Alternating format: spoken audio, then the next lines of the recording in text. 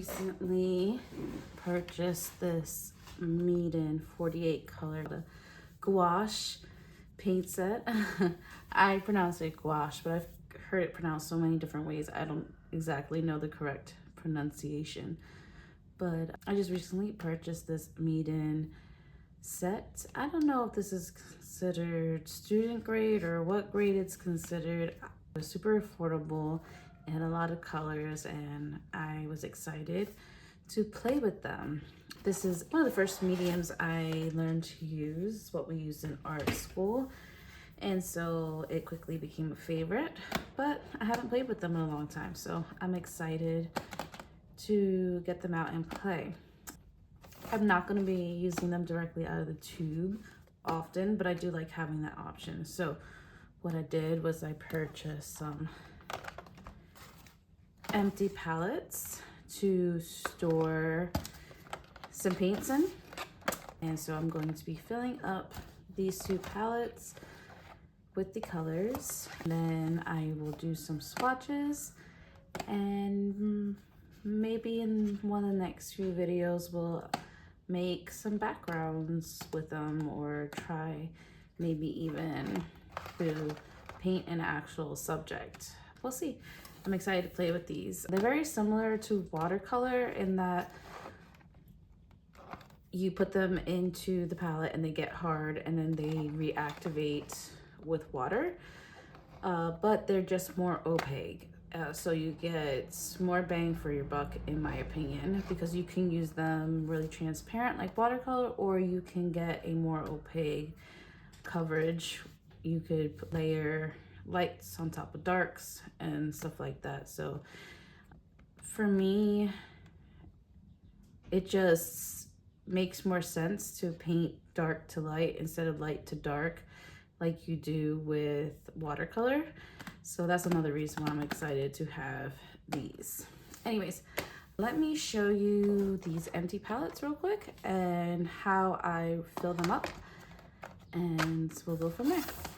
So, oh, and by the way, I don't know if I mentioned, but that 48 color gouache paint set, the tubes, was $22.95 on Amazon. This is a 40 half pan palette, and it comes with some magnets to put on the back of your palette pans, which is awesome because then it'll stick in there and I don't have to worry about it spilling out every time I open them. But these are the half pan palettes, and this is 48 of them in here. Not 48, I'm sorry, it's 40 of them, which is why I went and got a smaller one that I wanted to fill up. I'm gonna fill it up with some of these, and then some of my metallics, that watercolors that I have. I think that's what I'm gonna do. We'll see. Or maybe I'll leave them empty and fill it up with something else. But this is the, I don't know, it's PEVART, I'm not sure, but it has space for 20 pans in here, but it comes with 50 half pans. So we'll have a bunch of extra, which is nice. And it also comes with this little watercolor water brush, which those are fun. And then you open it up, and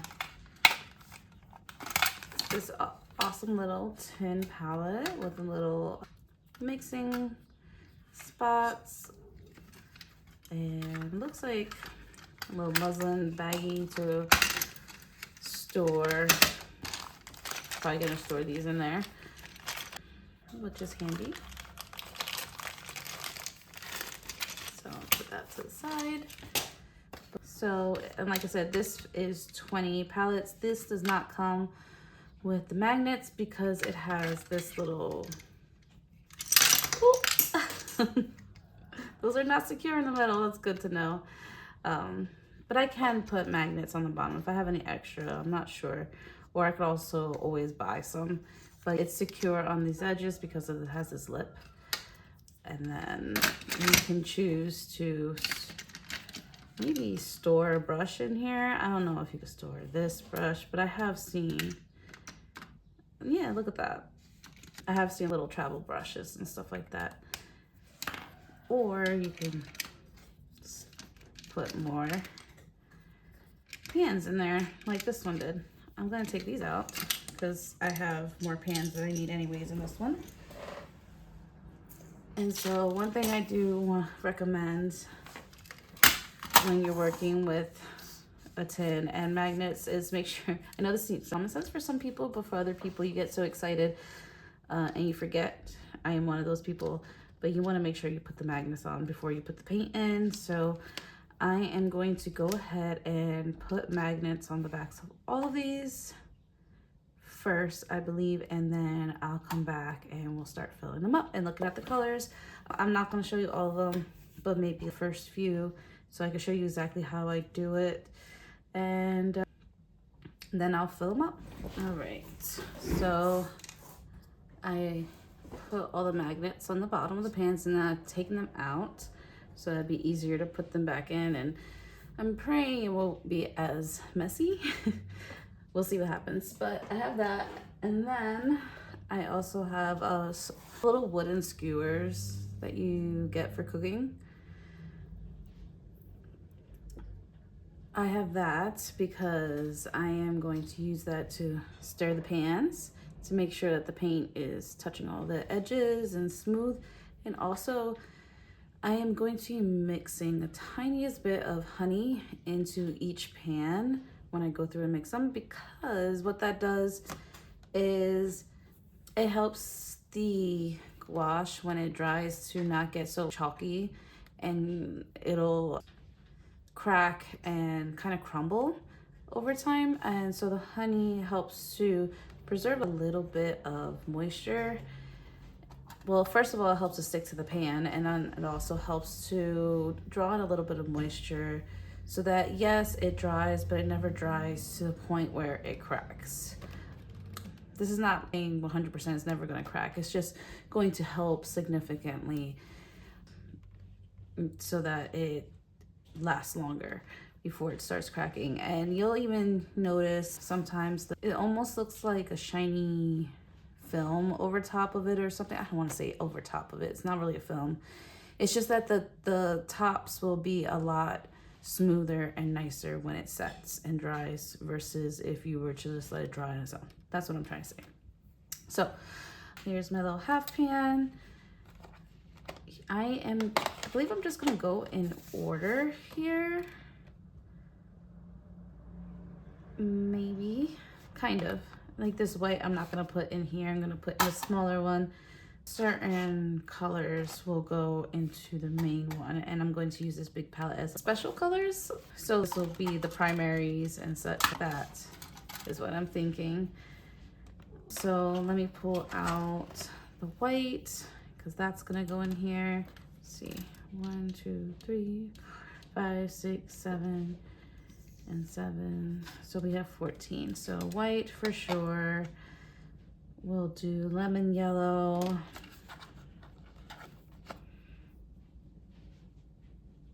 This says pale yellow, but that's gonna be like our warm yellow. And then I'm gonna do reds. We'll do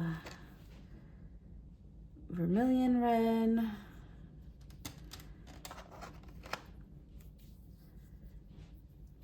Scarlet, which is gonna be a cool toned red.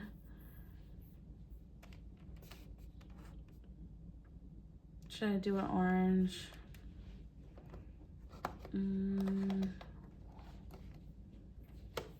I guess we can do an orange. Permanent. It says permanent deep yellow, but I think that's gonna be pretty orange. I don't know. I'll have to swatch these. I'll come back to that. As for the greens, we'll do sap green and olive, and then get this out, little divider, and have more colors. So in here, we're definitely gonna have the black. Over in the little palette, we'll do blues, ultramarine, cerulean. So it's 2, 4, 6, 8.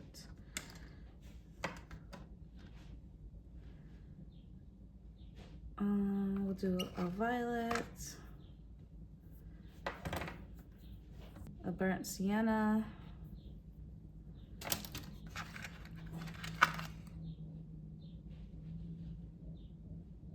burnt umber,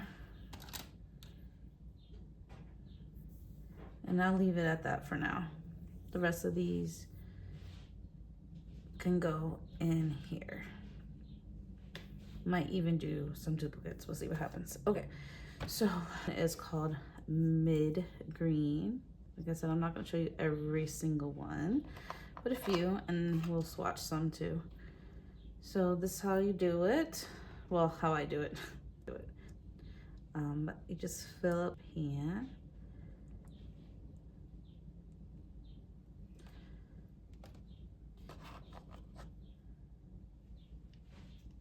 Close it up, and make sure you close it up pretty good. Gouache can dry up in the tube, and if that happens, you can cut the tube and use and reactivate the gouache. That's the best, like I said, the best part about gouache. If this was acrylic paints, if they dried up in the tube, then that's it. But at least with gouache, you cut it open and reactivate it. It's kind of harder to use that way because you can't really put them in these pans, but you still use them. It's just the storage of it becomes annoying. So that, like I said, was mid green. I would then, let's close this up. Take the little, this is my little wooden skewer. I see a lot of people use toothpicks, but you literally roll it into your honey. Get the excess off. So you really don't want too much. So let's just coat it at the tip, and then gonna go into your little paint pan, and you're just gonna stir it in.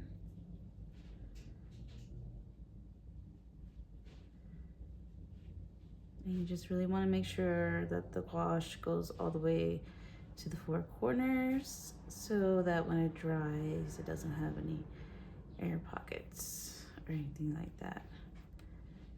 So I'm gonna scrape because it's getting all the honey off, and then I'm gonna stir again. So really make sure that honey is nice and incorporated. But yeah, and that's how I do it. And then I'll use a paper towel to just wipe this off.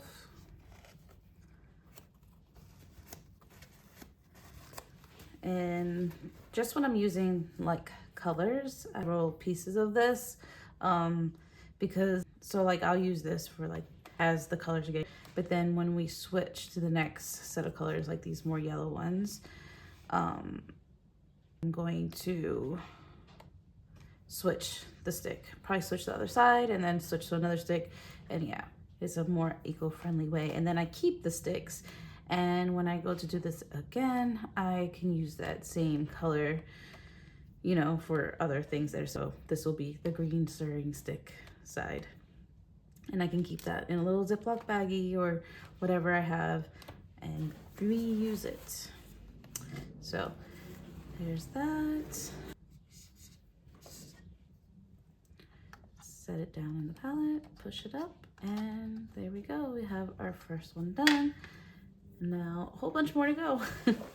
So let's get to it.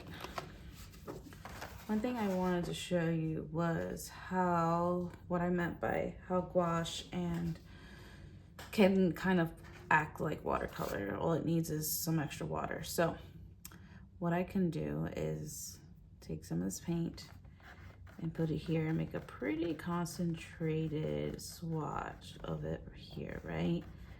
But then if I take some water on my brush, some excess water, I have a lot of water on there, so it's literally like about to drip, and I go over this. Look how pretty. Oh my gosh, you don't understand. Gouache is so dreamy. But look how pigmented. It's like a super pigmented watercolor almost. You see that? How it can go pretty transparent and stretch for so far. See why I'm obsessed with gouache? I love it so much. Now don't get me wrong, watercolor has its place. It, like I said, the biggest difference is how transparent it is, and that can make for some really dreamy landscapes. But when you're really looking for like a color punch, really opaque, gouache is medium to work with. I love it. So just wanted to show you that real quick. Okay, so I have finished filling up this palette. Remember, this palette was like the wild card colors. I picked like the most common in the smaller palette. So I finished doing this. I am just going to tap it now to get rid of some air bubbles. Some of these have dried a little bit. It took me a little longer than I wanted it to, but it's okay. I started swatching. I went here, and then I realized that, first of all, I didn't like the order of the colors as they were coming out of this. So I started rearranging them, and I realized the swatches weren't gonna match, so I stopped. So I figured we could do that together. Sit here and swatch them all. So I'm gonna start over from the top, and then I'm gonna cut out my swatches and place it inside here to keep them together after this dries, of course. So without further ado, let's move some stuff over. Get our little brush and my paper towel.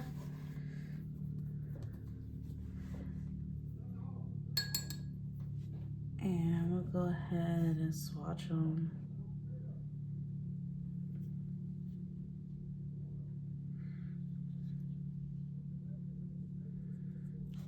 Right here, and this is, oh, I should tell you what the colors are as I go, huh?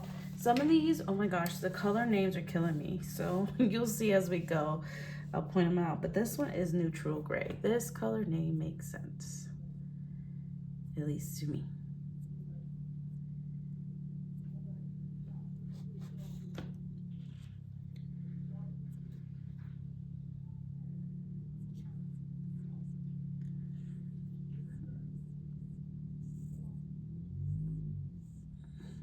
So there we have our neutral gray. And off the brush. I dab it on a paper towel to get off some of the excess moisture too.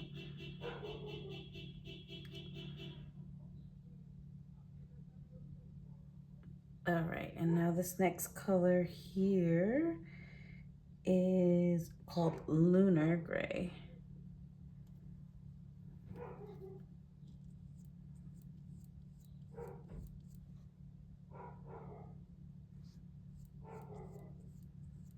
I feel like I had a little bit too much water on this brush before I use it. It's okay.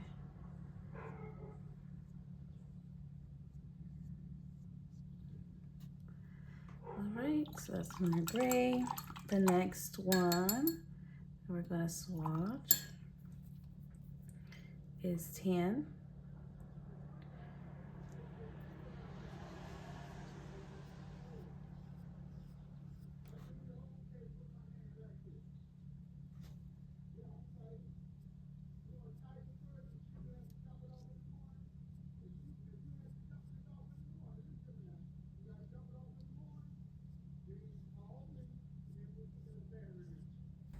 Okay, so I cut out me swatching all the paints because this video was just gonna be way too long. If that is something you're interested in seeing, let me know. But I just went ahead, filled up all the pans and created all the swatches off camera. And then, and as you can see here, gouache it dries matte. It doesn't dry with like a sheen like acrylic does. So that's one difference. And also I wanted to note that gouache dries much darker than it goes on wet. So I don't know if you noticed that in the first couple swatches I did. Even like rewind and go back and look, but these guys were a lot lighter than the way they dried. And that goes for all gouache. It's just how it goes. So keep that in mind. You can also mix your own colors. So let's say you really like this color here, but you wish it was a little bit lighter. You can always out some white into an empty pan and gradually mix in this color and to the tone that it to be, and there you go. This is just how I set it up. Like I said, I kept this one like your basic colors. I did have quite a bit of air holes in there, and some people would top that off because they want like perfect. I'm just not one of them. I don't care. I can refill them whenever I want. It doesn't really bother me. Now I'm just gonna cut these out to fit into here. I'll show you that, and I think that's gonna be it for this video. Next is when I wanted to play with them and create a few backgrounds for some upcoming, like other upcoming videos. So like some art meditation or intuitive art, abstract art, whatever it is that we decide to do. Thought it'd be fun to have fun with some fun color stories. I'm gonna try to step out of the box and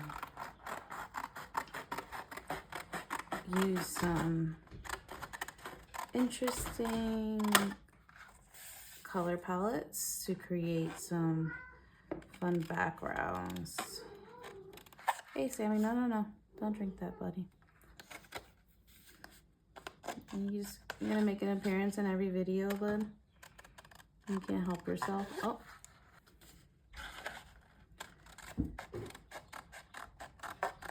All right.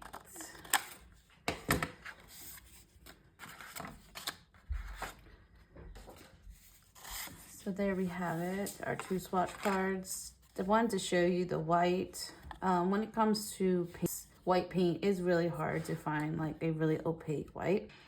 I did a black pen underneath there, and as you can see, it didn't 100% cover it. Should have made sure that that pen was not water soluble. Next time I'll use like a micron or something. So that could be a factor in this swatch, but I don't know. I'll have to try that again. But I'm going to store this swatch card here so that I know what colors are in this palette. On the back, I'll probably put the brand. And then this one. Oh, no, that's not the lid. The lid's here. Could stick right in here, and this is perfect because there's like a little lip in here, so it sticks really well. But yeah, I do have to leave these open. Some of these are still wet. They may look completely dry, but they aren't. So it does take 24 hours for them to completely dry. So yeah, that's all I have for today. And video.